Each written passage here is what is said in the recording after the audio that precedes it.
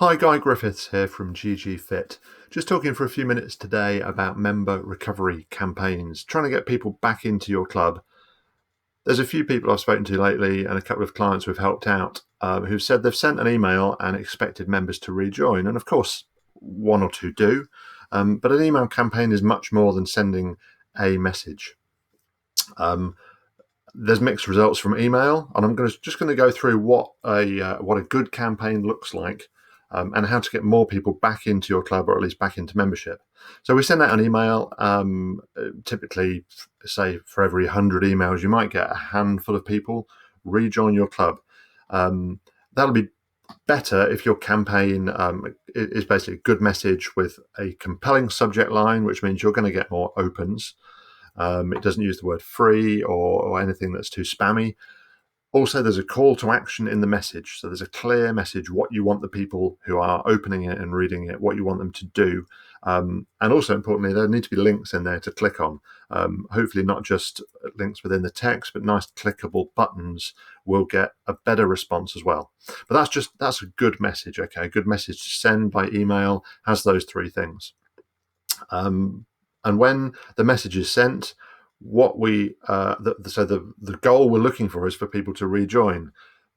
But that's really the end game, and there's much more along the journey of this campaign. That's not sending an email and expecting people to rejoin, isn't, in my book, a campaign.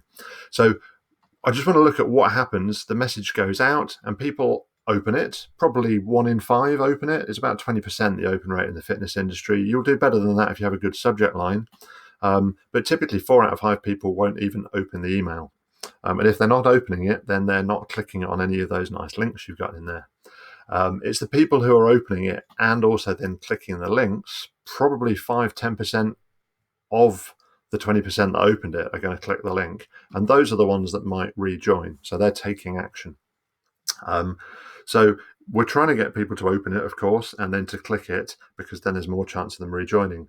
The other thing that is happening at the moment, more than usual, is we're getting quite a lot of bounces from email campaigns. A bounce is an undelivered message. It's not possible to open it because it didn't find its way to the mailbox, maybe because there was an out of office, which is an example of a soft bounce, or the person no longer is at that email address. They don't work there anymore. Which is a hard bounce, or an example of a hard bounce. So lots more bounces at the moment. People are on furlough or aren't working in their previous employment anymore. So what do we do with bounced emails? Well, we can't email them again. We could try if it was an out of office or kind of holiday type message, but hard bounces, there's not a lot you can do. The best thing is to follow up with a call if you've got a phone number, maybe a text message. If you don't have a phone number, then you should be writing to these members if you've got their address to try and get in touch with them. But the point is there is some kind of follow-up. This is starting to look like a campaign now. On the people that opened it and didn't click, and the people that didn't open it, well, we also need to follow up with them. It's really important. There's probably, out of 100 emails you sent, we're probably talking 70, 80 people, members there. So we've got to follow up. We can follow up with another email.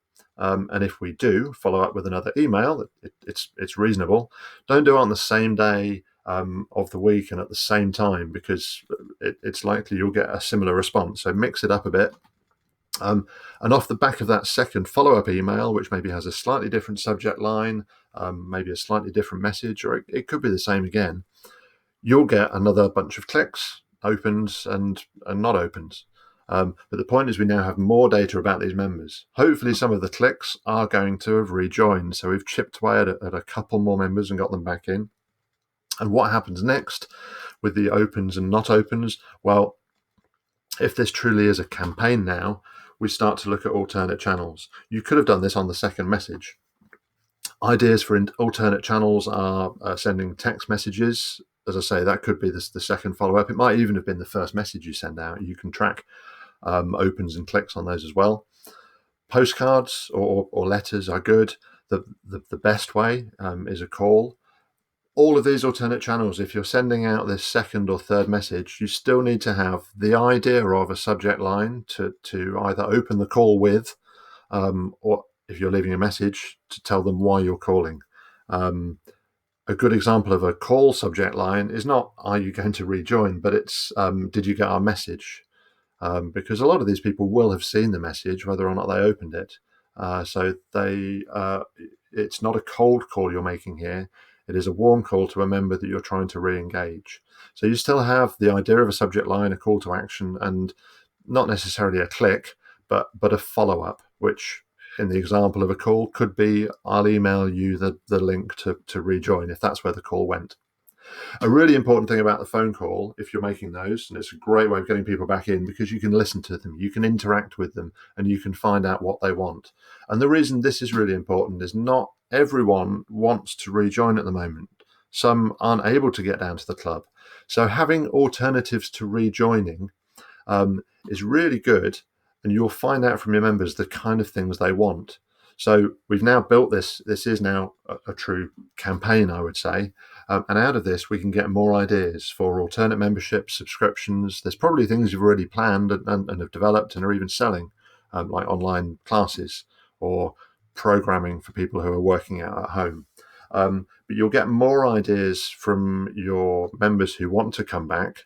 There's a bunch of suggestions here. I'm not going to go through all of the icons because some of them are just designed to make you think and come up with ideas. But these alternative memberships are some things that you can offer to members who aren't ready to come back to the club yet.